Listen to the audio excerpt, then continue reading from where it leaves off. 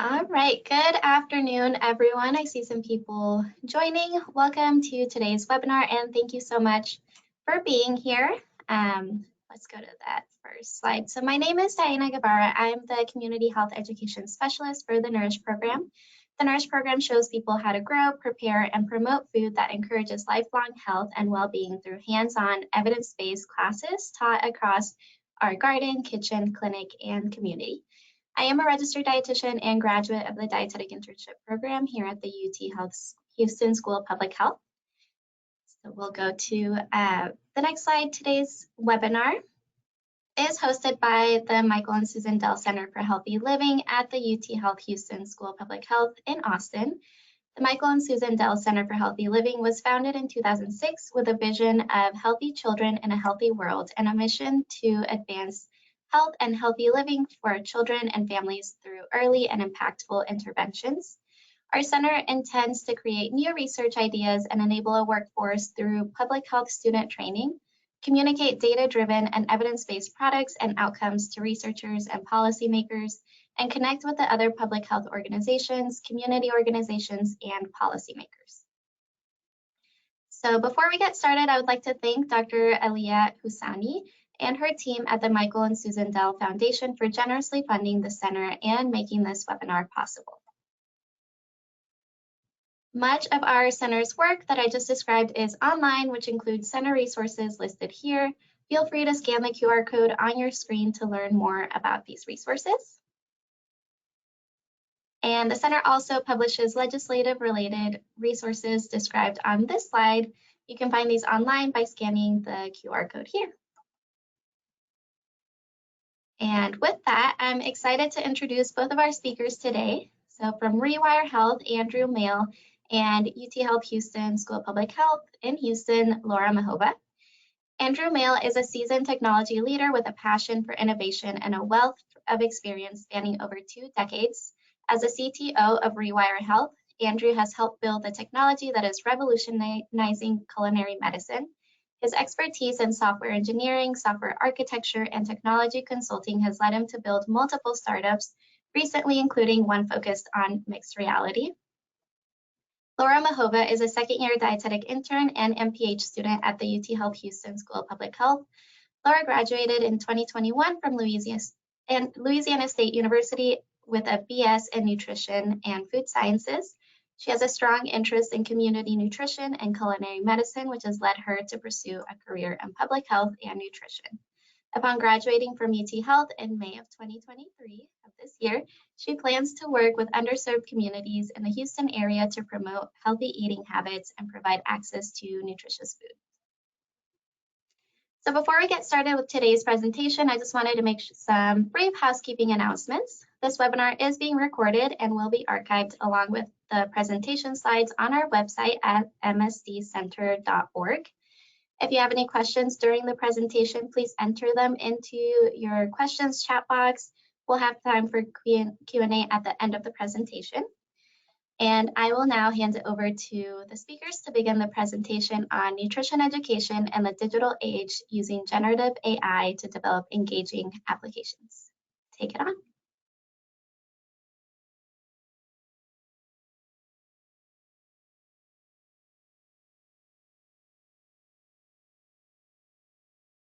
Okay. Thank you for all that, Diana. Thank you for the introduction. I'm going to try to fly through this quickly here, but most of what I'm going to provide is it's really aimed at building context around Laura's work. So again, I'm going to try and fly through and get to her parts quickly so we can kind of focus on the good stuff. But anyway, as Diana said, I'm the Chief Technology Officer for Rewire Health. And in case any of you aren't familiar with the role of CTO, the important thing to remember is that my job is primarily about figuring out how to use technology to help achieve the company's vision and mission. And our vision at Rewire is to use technology and modern education science to help individuals build healthy cooking habits and live healthier lives.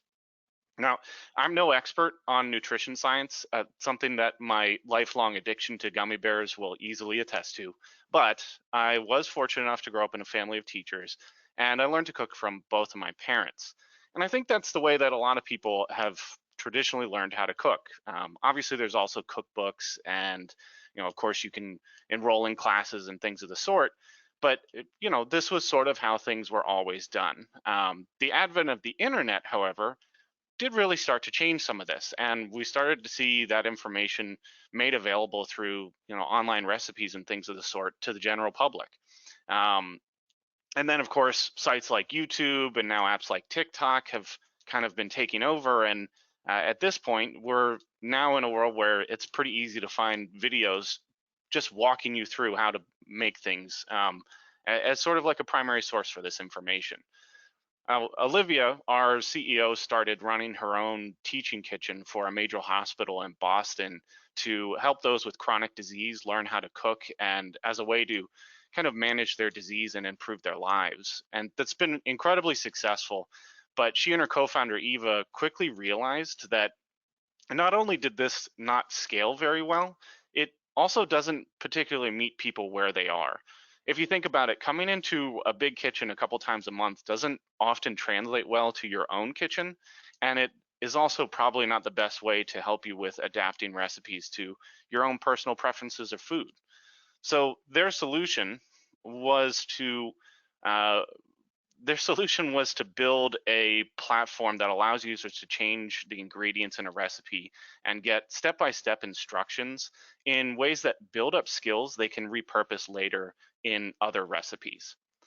The platform we built already houses hundreds of what we call recipe frameworks, each of which can represent tens of thousands of distinct ingredient combinations. Users get to adapt a recipe to be more palatable to them, and in the process, the recipe changes to reflect the best way for that user to cook the recipe while building up new skills. Now, technology, as we all know, never really seems to stop evolving. So this is where we begin to talk about Laura and the elephant in everybody's room today, AI.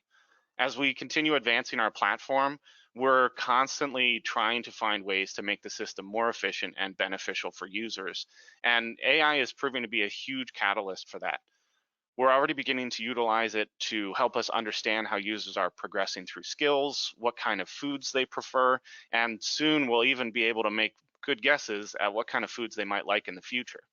Uh, Laura also has a whole other thing that she's going to talk about that she was working on ways that we're trying to use it to make our work more efficient, but I'm going to leave that for her, obviously. In the meantime, I think I'll just take a real quick sidestep here, and I'll just give you an extraordinarily simplified explanation of AI, just for anyone here who's kind of new to the topic of technology. Um, when you hear someone talk about AI, maybe if they're talking to you about a product that you should use or something along those lines, the important thing to do is just remember the word guessing. Oftentimes, the way that people present AI is that it's some kind of black box that just magically knows the right answer to things. And though it may look like that at times, it's not the reality of what's happening. Behind the scenes, all that magic boils down to turning a lot of data, a little bit of math, and some input from you into what are essentially educated guesses. And I know most of you probably know what ChatGPT is. It's very difficult to not hear about it in the world right now. But given ChatGPT, what is it under the surface? It's simply a program that is trying to guess what a human would say in response to another human. They're called language learning models, and OpenAI, who created and runs ChatGPT, selected millions of blocks of text written by humans, ranging from classic literature to blog posts on the internet and even things like transcripts of movies. And they told ChatGPT to use that information when considering how to build sentences. Sometimes these things seem to be very good at finding the right information, but as Laura will speak to later, you have to be incredibly careful about how much you trust its output. It's very good at guessing, but at the end of the day, again, it's still guessing. So you could certainly use it to get a lot of work started for you, but it's rarely a good idea to allow it to do things completely unsupervised.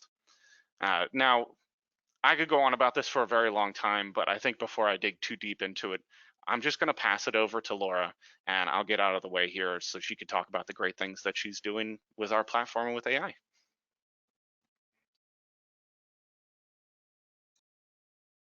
Thank you, Andy, for that kind introduction. I'm really looking forward to talking about how I help develop content for Rewire and walking you through my experience with using generative AI. Like Andy said, it is quite an elephant in the room, and it seems to be a bit of a contentious topic. But I really enjoyed my opportunity during my dietetic internship rotation with them, getting to learn a lot more about AI and just the opportunities that it holds for us. So just some context about my project. So during beta testing, Rewire received a lot of feedback from users, and they mostly said that they wanted more comprehensive ingredient descriptions. So as you can see, just as a screenshot from the software, the description is obviously very concise. We're catering to a large audience, and we want it to be culturally relevant and at a concise reading level so that it's applicable to a wide sector. But the current descriptions didn't really give any information about nutrition, storage, or buying, and that is what I was tasked to implement. There are currently 441 ingredients in the database, and if I were to write 2 to 3 sentences for each of those ingredients for not only just a basic description, but those 3 other categories, it would amount to be nearly 1,800 paragraphs. And I was tasked to find an efficient way to create those paragraphs following a consistent format as well. So we turned to generative AI, and for this project in particular, we used ChatGPT. So this was my original plan. My first step was to teach the bot my writing style.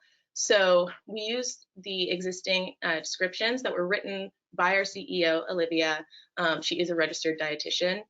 And the software, or the format, is meant to be appropriate and applicable across all of these demographics. As Andy mentioned earlier, she was focused on chronic disease management, but we want the software to be applicable to everybody, essentially. So we wanted a 6th grade writing style, but we also know that with ChatGPT, if we're just asking it for things, you have to be specific with that. So we were training the bot that way. And then the next step ideally was to come up with some scripts for each category. So once it was able to learn the writing style, I wanted to prompt it following the same logical format. Then once I was going to get my scripts, I was planning to feed our very long list of ingredients into the chatbot and start generating output. And again, as Andy mentioned, so the next step would be proofreading, because it's really important to remember that although we can program it to match our formatting and our writing style, that the information that it gives us is not necessarily coming from evidence-based information. And unfortunately, I wasn't at this rotation for long enough to truly teach this model to interpret accurate data. And in the future, we're kind of discussing linking it to the USDA food database so that it has actual evidence-based data. However, what we were using, like I said, was based on pre-written material that a registered dietitian wrote. And so I guess just the takeaway there is that it's really important to remember that with this output, a professional still needs to ensure its accuracy through proofreading, since we just don't really know where the data is coming from necessarily.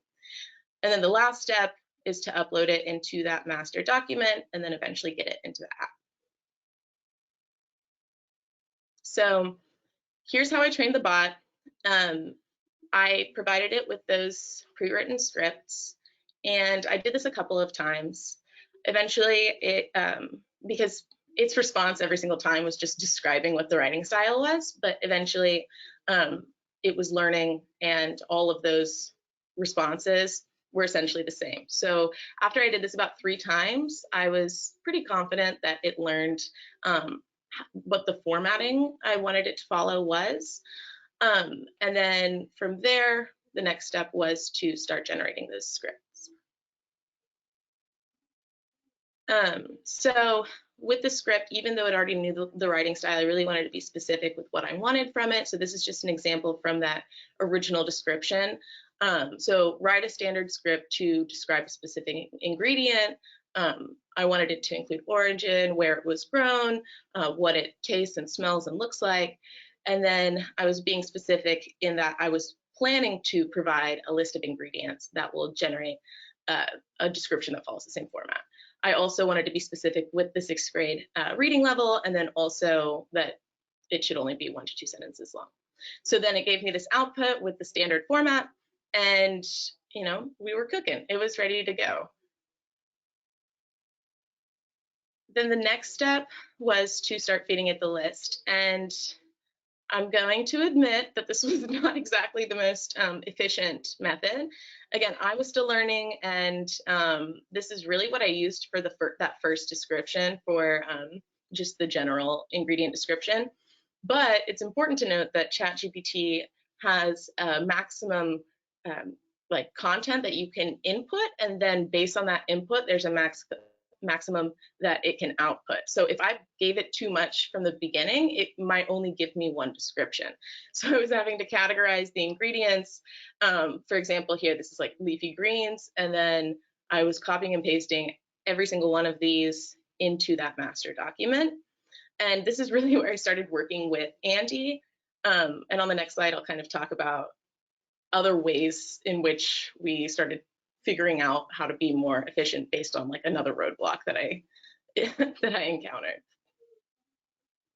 So I was being a little hasty because that was quite time consuming, and in retrospect, right, like it was much more efficient to do it in the way that I was doing it versus if I were to write a description for every single one.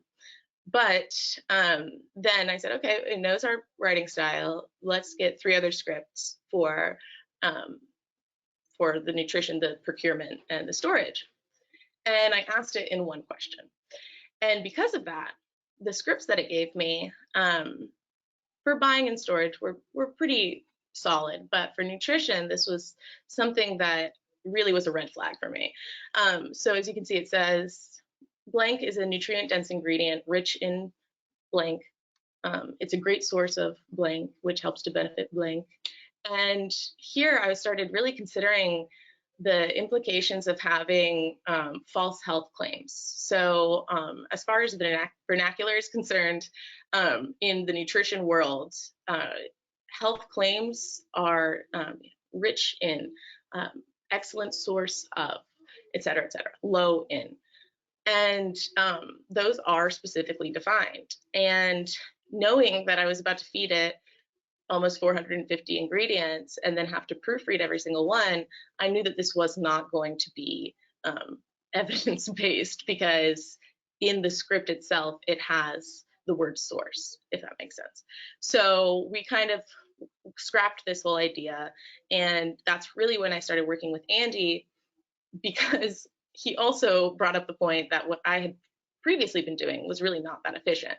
So if you could go to the next slide, what we ended up doing instead was using some of the existing, because Olivia had already started filling out this document a little bit. So we have some existing nutrition formatting.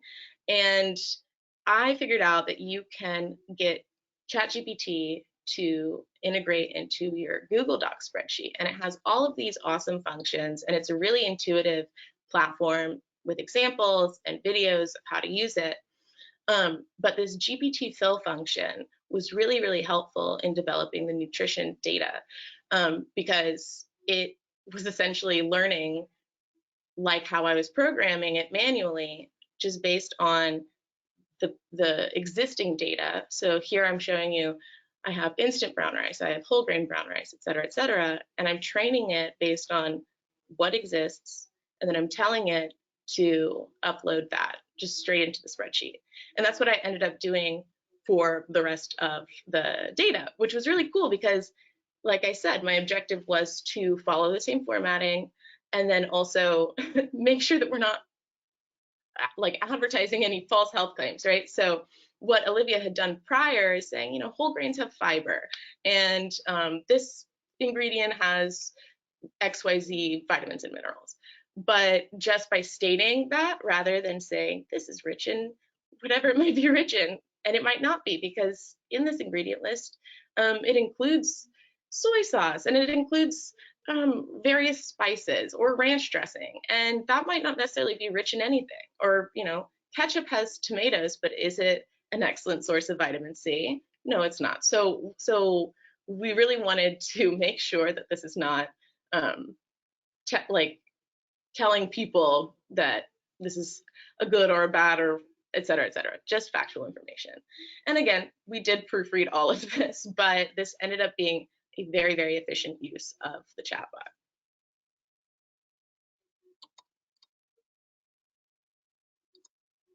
Okay, so I just wanted to discuss AI in general. Like I said at the beginning, it is a bit of a contentious topic, and I mean, it's here to stay, right? So I wanted to explore how else it's being used right now in the world of healthcare, just some emerging research and trends, and then I'll talk about the benefits and challenges of using it in healthcare going forward. So these are just some notable AI interventions that I thought were really interesting.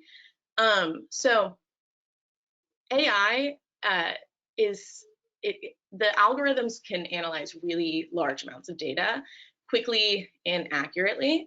So it's helping improve the accuracy of health screening, and it can also lead to earlier detection of diseases. So it can analyze electronic health records, or EHRs, which are a rich source of data, and they can be used to improve clinical decision making and patient care. So there was one study conducted by Shen et al., and they had developed a machine learning algorithm to identify the probability of suicide attempts in medical college students. And it had very high predictive accuracy, and it suggests that this model may be able to assist in preventing suicide later down the line. This EHR analysis is also really powerful in predicting rehospitalization, especially in patients with really rare diseases or with autoimmune disorders that might have flares and are at higher risk for rehospitalization. Then AI has also made some huge advances in the area of image processing and image classification. So there's a lot of research right now in more of the diagnostic medical fields, and it's being used a lot in dermatology, cardiology, and ophthalmology. So there was a study done where they developed a processing system in which it was coded to identify skin lesions, particularly melanoma, and it was actually able to diagnose correctly these skin lesions, and then also differentiate between melanoma and benign skin lesions. And then in cardiology, it's also being used to detect and classify arrhythmias and murmurs using ECG tracings and stethoscope recordings. And then it's also used in echocardiographs for like image processing. And then in ophthalmology, it's also being used to identify glaucoma, age-related macular degeneration, and then can also be used to diagnose diabetic retinopathy. And then in health promotion, so there's this has been probably the most prevalent use of AI in the form of chatbot, like virtual health coaches. So they're exploring integrating this technology into existing educational frameworks. So these chatbots are using theory-based health promotion techniques like motivational interviewing, goal setting, and then personalized feedback to promote behavior change. And the World Health Organization actually uses one of these virtual coaches, I think since 2017, for smoking cessation. It's also used for physical activity and diet changes as well, for weight management. And then these were just some really cool apps that I found. So Askin is a AI dietitian, and I will address the implication here because I really don't know. This is a Japanese app, and I could not find where the source of their data was coming from. But you have your little AI dietitian Mickey, and you use it by inputting your data or your intake throughout the day, sort of like MyFitnessPal. And then Mickey gives you a grade and talks to you about, oh, maybe you could have incorporated protein at your snack, you know, et cetera, et cetera. And I think it's a really cool kind of use of AI because it employs that chatbot, but it also employs that data analysis. And then this other nutrition app called Quinoa is a Canadian app, and this one is really unlike any other nutrition app that I've researched because it can only be accessed on the, I guess, not on the user end, on the other end, can only be accessed by registered dietitians. So essentially, it employs this image processing where you take a picture of your meal, and then just to ensure that it's not totally arbitrarily guessing the nutrient intake of your meal, it gives you little examples to guess your serving size. And then based on that, in real time, whoever your assigned dietitian is, then analyzes what the AI has guessed and then ensures that it's more or less correct. And then the actual dietitian coaches you. And so the AI might give you recipe recommendations, but you're getting sort of that both ends of the spectrum. And so I think that it's a really, really cool and effective way to give nutrition education. So I know I've mentioned a couple of these earlier, but I just wanted to delve a little bit more into the strengths of using AI in healthcare.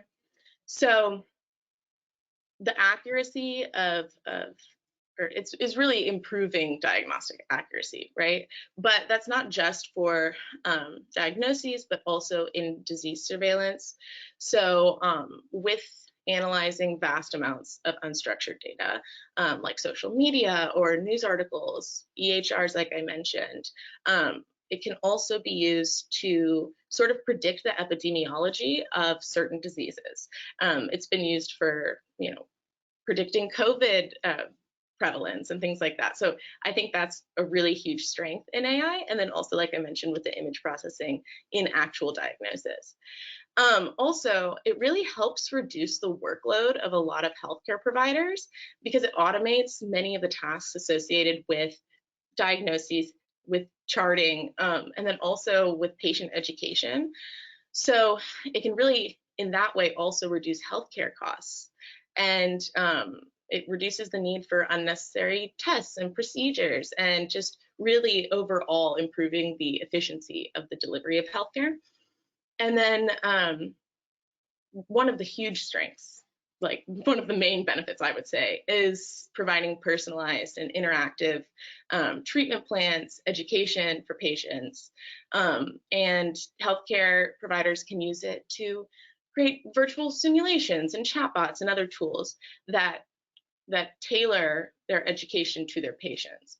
And that educational content would meet that patient's specific needs and preferences, and it ensures that they receive information in a way that is easily digestible, so to speak, and also engaging. And then finally, and this is a culmination of all the other factors, but it really improves adherence to treatment plans and better self-care, and that all ultimately leads to better patient outcomes. Okay, so despite all of these benefits, AI is obviously very new, and there are quite a few challenges, implications, etc., that this software, or just generally artificial intelligence, poses. So one huge issue right now is that AI has been found to perpetuate biases and inequities just because the data is only as good as whoever programmed it, if that makes sense, or whatever the data has been programmed with. So there's multiple studies out there that show that minority populations are having those healthcare inequities. I guess the AI is really perpetuating those, because when you're looking at a predictive model of who's going to be more sick, there are studies that show that the more sick patients are getting screened less often, just based on our history of this inequity. There's also access inequities. So just in the context of like, yeah, I might not have access to the internet, so I might not even be able to use ChatGPT and things like that. So I think that's a really huge area to explore. And also just in the realm of public health, I think that's a really important thing to address when we're going forward with AI. There's also huge concerns with data privacy and security. And so when you're training these AI algorithms, you have to collect this personal health information. And there's just already these concerns with breaches of privacy and privacy violations, et cetera. And so there are a lot of ethical concerns also regarding patient privacy and informed consent when we're talking about using AI, especially in the use of an EHR, for example. And then with the misuse and misinformation, as much as we want to have this, faith in humanity, I think misinformation is truly just based on like not knowing where this information is coming from. But the misuse is also something just to be aware of, because the chatbot could give you something that's completely arbitrary, and if you start spreading that around the internet, I think that's really can be very dangerous. And we saw a lot of misinformation with COVID and everything like that. So that is a huge concern with using AI, especially for healthcare information. And then also, the implementation of AI in healthcare raises some serious legal implications that need to be addressed. So there's liability issues that can arise if an AI system fails to diagnose a disease or it recommends the wrong course of treatment. And then there's also issues surrounding the patient data, and like I mentioned earlier, but also with intellectual property rights when we're talking about actual education content and things like that. So to address these issues, to ensure equity and fairness, oh, can you go back a slide? Sorry. So just to address them, I think in order to address that equity and fairness in the development of AI, we should use more comprehensive and nuanced data, and also transparency in the development of these algorithms. And that can either include regular monitoring and testing of biases, or just implementing different methods that are addressed to identify these biases. Also establishing interdisciplinary collaborations, and that can be between public health professionals and computer science and ethicists. And when we all kind of collaborate together to address all of these different issues, that is a way that we can make the algorithm in a way so that we're addressing a lot of these common problems that we're seeing. Also, with the transparency kind of part of these things, so we need to design like a system that allows for auditability and explainability, so that the decisions that these algorithms make can be traced and understood. And that might include providing logs of the decision-making processes, or allowing for human review and intervention, and also independent auditing and testing, and third-party evaluation of the system's impact on individuals and society. And then finally, developing those legal frameworks. I think it's really, really important to advocate for creating some sort of regulation about sharing sensitive health data. Okay, and then most importantly, right, because we're in the realm of public health, I think it's really, really important to promote health literacy and critical thinking skills among the general public, because it can help individuals better evaluate and discern reliable health information from potentially harmful misinformation.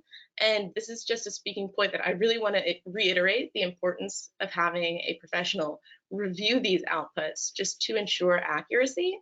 And I also just want to note that one of the roadblocks that I didn't address earlier when I was talking about coding the AI for nutrition information was that when I was trying to get a little bit more like less specific, more general, just so that it wasn't making up false health claims, it actually gave me an output that mentioned like, I am not a nutrition professional, like I am not coded to provide nutrition information. So they're already starting to, on their end, place like, I guess what I'm trying to say is that they're already telling the chatbot what he can and can't, or it can and can't say. And so I think that's a really big part of promoting that health literacy and establishing that kind of boundary. Because if somebody goes to it and asks for nutrition information and it tells it like, I'm not a registered dietitian, I think that's part of this piece of the puzzle. People really need to understand like where this information is coming from. Okay. So practical applications, how can you use AI? Because I can imagine that most people who are attending this webinar are not software engineers and are probably not coding a learning model to do whatever I just talked about, right? So these are just a couple ways that I have found the ChatGPT model to be really, really useful just in day-to-day life, but also that you can implement in your practice as a either public health specialist or like registered dietitian, or even, you know, just in the realm of healthcare, right? So one of the big ones is meal planning and recipe ideas, and especially for patients with special diets or food allergies. And again, I don't want to overstep scope of practice here, right? With medical nutrition therapy or something like that. I do want to err on the side of caution and just say, medical nutrition therapy should only be practiced by a registered dietitian. But that being said, I've always hated writing meal plans, and also recipes can be kind of challenging, especially if you're working around special diets. So I think as far as actually generating that meal plan and then going through it, proofreading it, but that allows you to have a lot more educational contact with that patient, like more time to really talk through what the meal plan is and why you might not be able to eat this or why you should eat this, etc. Also, content creation. So AI is really good for developing educational materials, like just the content on an infographic or a video script. And so I think that's really good in enhancing engagement and comprehension around patients and to the public. So like I said, you can tell it, I want this at a graduate level, or I want this at a 6th grade reading level. And so I think that really saves a lot of time, because again, you're spending less time creating the content, and you're actually spending more time really thinking about how you're going to disseminate this information. Also, a new one that I recently have been thinking about, because I'm about to graduate and start looking for a job, but AI is really good for professional writing skills. And you can actually use it to, for example, take the job description from LinkedIn and ask to pull the keywords. And then using those keywords, you can tailor your resume bullets, for example. It also is really good for writing LinkedIn bios or cover letters, and really helping you tailor, again, with what you feed it. So you're telling it like, I have all of these skills. Can you help me make this sound a little bit more professional? I think that that's a really good use of ChatGPT. And then, like we mentioned, of course, it can be used to analyze all these large data sets, and it can identify patterns and trends that can then inform public health interventions and policies, which is very applicable in this with my audience here today. I do want to say, just being mindful of the scope of practice, ensuring that medical advice is not beyond whoever this healthcare professional is area of expertise, and then also prioritizing the privacy of clients and ensuring that their personal information is stored securely and in compliance with whatever relevant regulation there might be, like HIPAA, for example. Okay, my final thoughts. So AI is here to stay, and it's really like a key driver for developments in in nutrition education, health promotion, etc. There's obviously further research that's needed to explore these long-term effects and health outcomes, and also just to identify best practices for their implementation in various settings. But I asked ChatGPT if I could use a quote to shout it out. And I just thought that was kind of heartwarming. So it said, AI has the potential to transform the healthcare industry, but it is up to us to ensure that it's developed and used in a way that benefits everybody. I am honored to be a part of this exciting journey, and I look forward to seeing the positive impact that AI will have on patient care. So in conclusion, I think that the future is very bright, and there's the potential to improve really the lives of millions of patients around the world, and that we should embrace this technology. We shouldn't think of it as, oh no, my job is obsolete, but it really is an opportunity for us to really advance our fields. And by using it, we can really create this brighter and healthier future for everybody. So I just wanted to thank everybody. I really want to thank the Dell Center for hosting this webinar, and I also really want to thank Rewire for giving me the opportunity to even have a webinar. But if you have any questions, please absolutely feel free to go ahead and start putting them in the chat. Diana, do you want to take it away? Absolutely. Thank you so much, both Laura and Andrew, for such a great presentation. I think this is such a cool topic and, you know, very prevalent right now. A lot of really cool questions coming in. So I'm kind of separating them by topic. One of the topics is, of course, data source, and I know you guys mentioned it. So we had one question that said, from my knowledge, ChatGPT is updating to have access to the internet. How do you think that would affect the type of nutrition information that it may generate, as the internet responses from nutritionists and not necessarily registered dietitians? I'm going to let Andy answer that one. We were talking about this yesterday. I'm so sorry. Can you say that again? My audio glitched out for a second there. Yeah, absolutely. So someone said, from my knowledge, ChatGPT is updating to have access to the internet. So how do you think that would affect the type of nutrition information that it may generate? As a general rule of thumb, that's going to make everything a lot more chaotic, at least initially. The way that they developed this so far, and you know, GPT has gone through a few different iterations already, but thus far it's gone from very heavily curated to less and less curated, and it's still fairly curated, but it is being trained more on like, hey, we'd like you to look for these types of things instead of here are some specific things. So as that continues, it will seem for most situations that it gets a lot more intelligent, but it's also going to be a lot more chaotic for these sorts of uses, because now you're going to have all kinds of information, and it's a lot harder to sort of control what it gets, which goes back to everything Laura said about, you know, you got to be careful with where this stuff learns its habits. That's kind of the bottom line. And I also want to add, so this presentation in particular, I'm mostly referring to ChatGPT, but there are other AI platforms out there, and a lot of which you might have to pay for, which is why I didn't really want to talk about them. But there is one that exists that's free called Perplexity, and Perplexity, you can choose where the sources are. So you can ask it to scan the internet. It's less of a chatbot and more of a question and answer sort of thing. But you can ask that one in particular to only look for academic sources. So that one is really cool. Okay, great. Yeah, so we actually had another question that said, how do you upload data in ChatGPT and have it use that data instead of mainstream? Is that possible, or do you think you would probably just recommend Perplexity instead?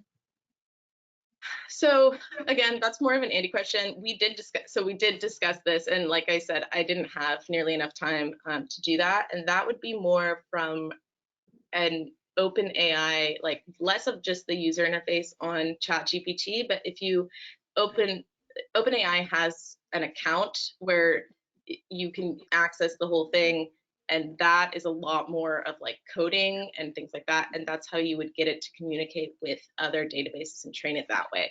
That would not just be like very simple ChatGPT. Like, but Andy.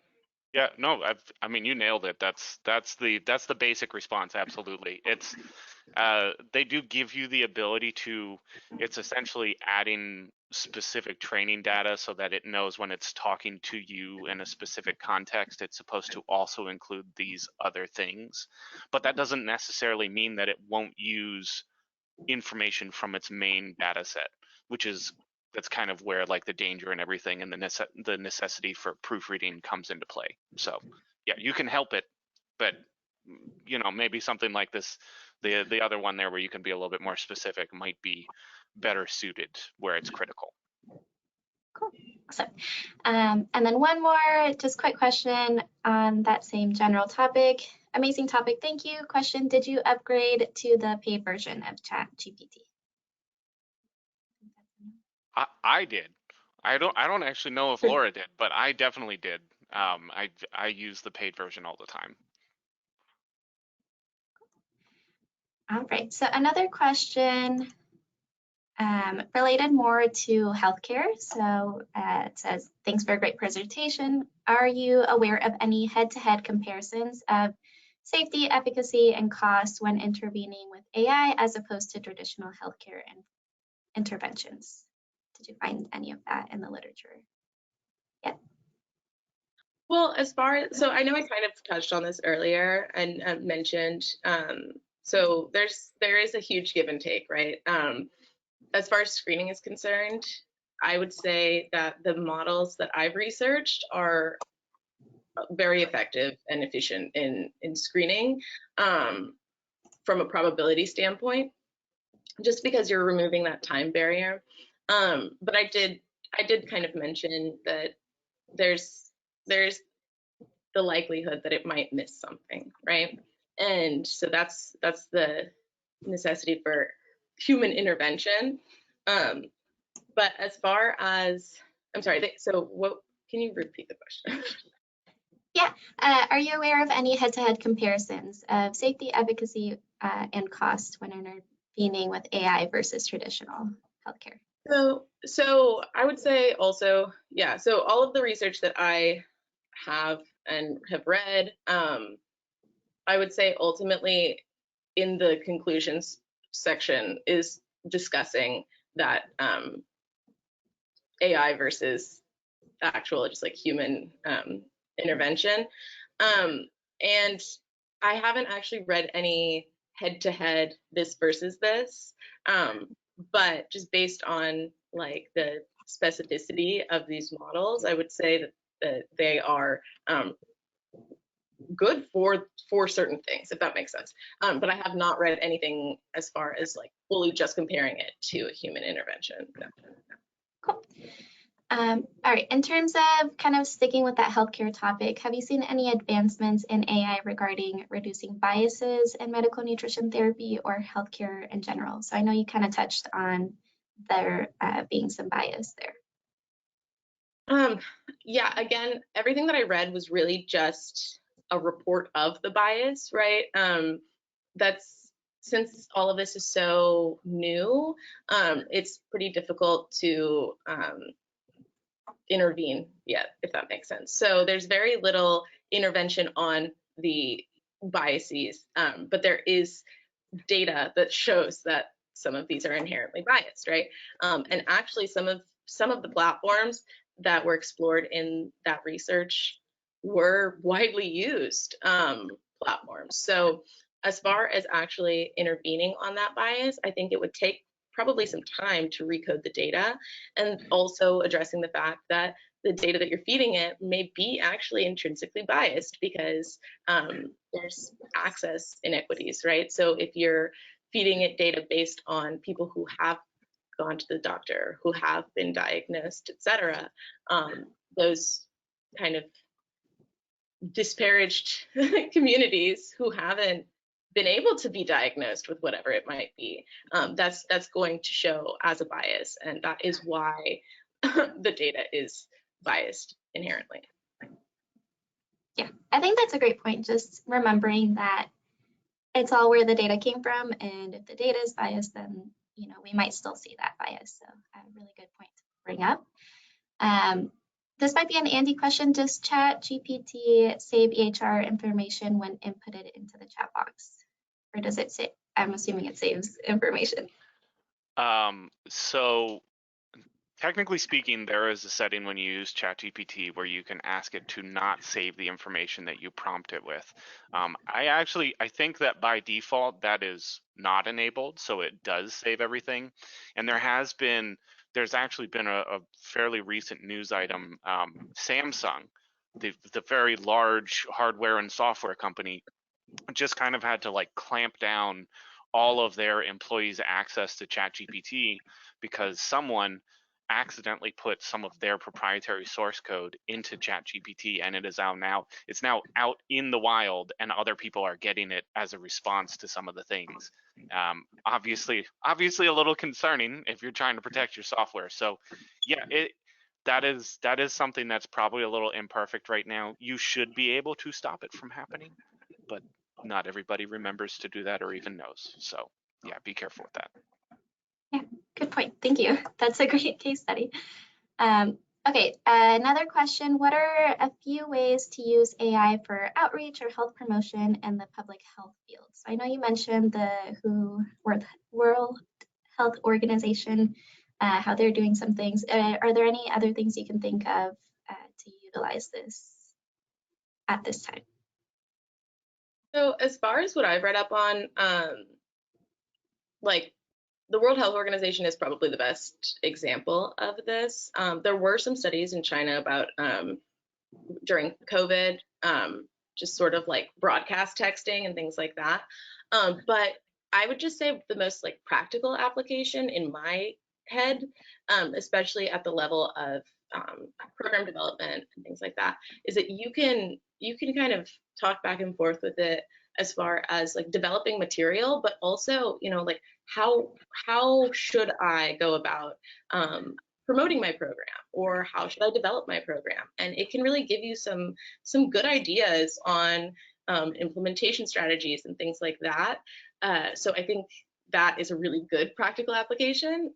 Again, like you're going to get out of it what you put into it, but you really do have to be very creative. So I think it is a good platform to get some inspiration for that.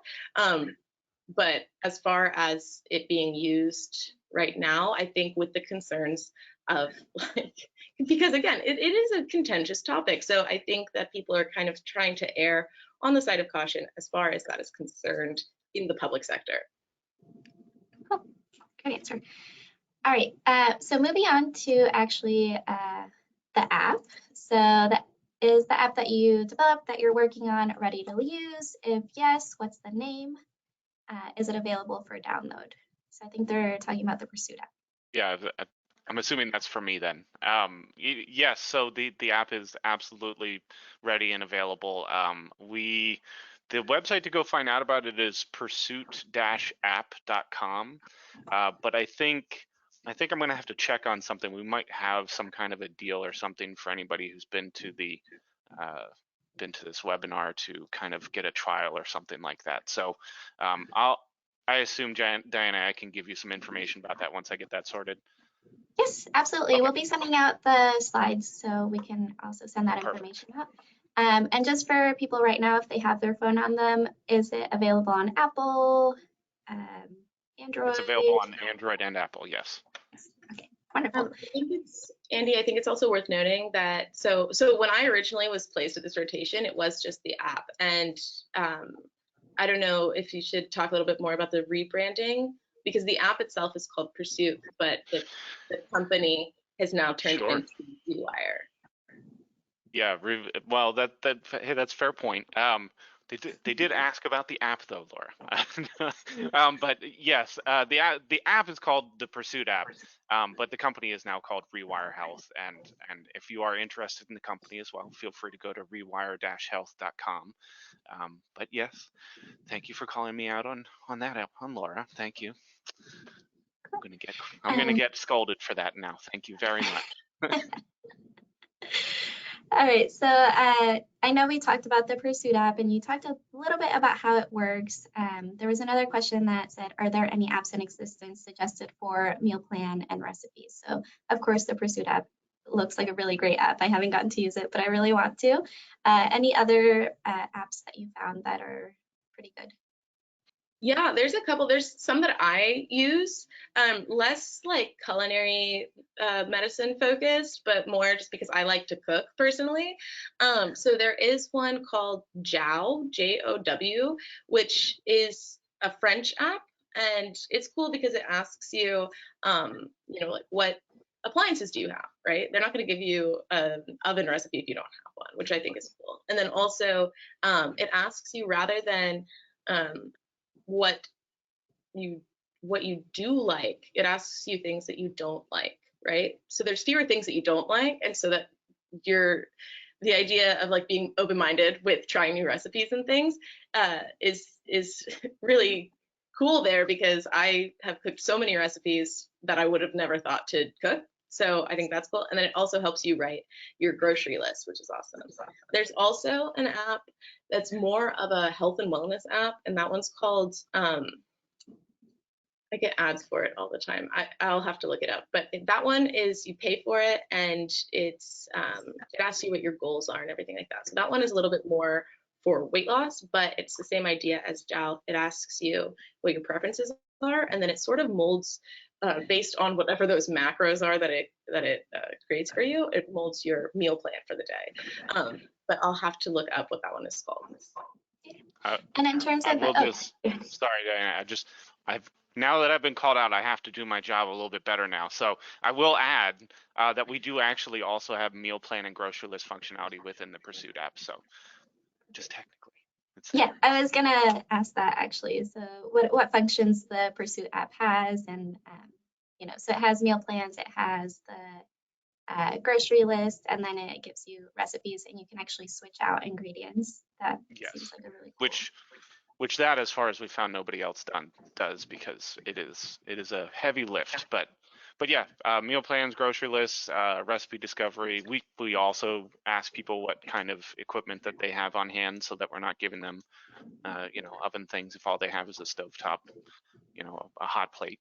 But yeah, absolutely, we do all that stuff. Yeah, I love that. Good.